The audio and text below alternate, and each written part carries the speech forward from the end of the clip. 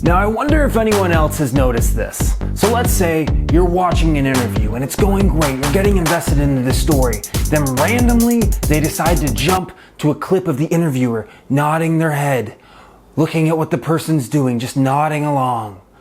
Why exactly do they do that? They're trying to avoid using a jump cut.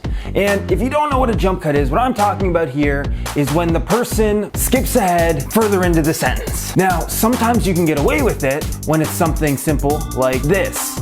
But it's more obvious sometimes when I'm talking like this, or there's a big movement that goes on and you obviously notice the difference. Now, for years, people in the television industry, specifically in news, have avoided the jump cut at all costs, but that may not be the case. We may actually be at a tipping point right now, and it's because of YouTube.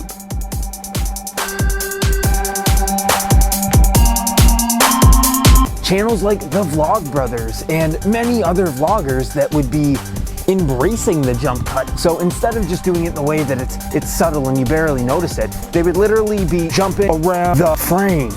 Literally, they'd be jumping all over the place, and maybe it would look less professional, but at least it was more honest. Like, I'm holding a reflector right now. Now, I'm not going to say that the jump cut should be used for everything. That's absolutely ridiculous. There's certain narrative content where it just wouldn't fit, and you want to have the illusion of there being no camera so that you can pull someone into the story. But you have to look at the situation, you know, when you're jumping to a cut that has nothing to do with anything because you're trying to hide it, put a band-aid over top of it, that doesn't serve the story in any way whatsoever, you know.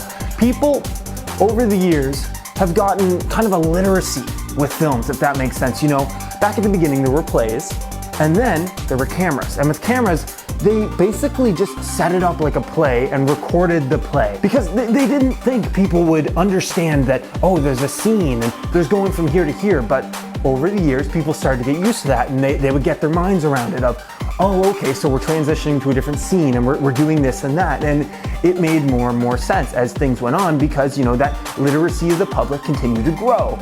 And with YouTube pushing it forward and making it so much more obvious that things are changing, you know, you got a better camera in your pocket than probably the best camera around about 30 years ago. You know, that is mind-blowing right there. And it's just stupid to be on this pedestal thinking that you can't do jump cuts because you're a professional. You know, it's not for everything, but at least it's a little more honest.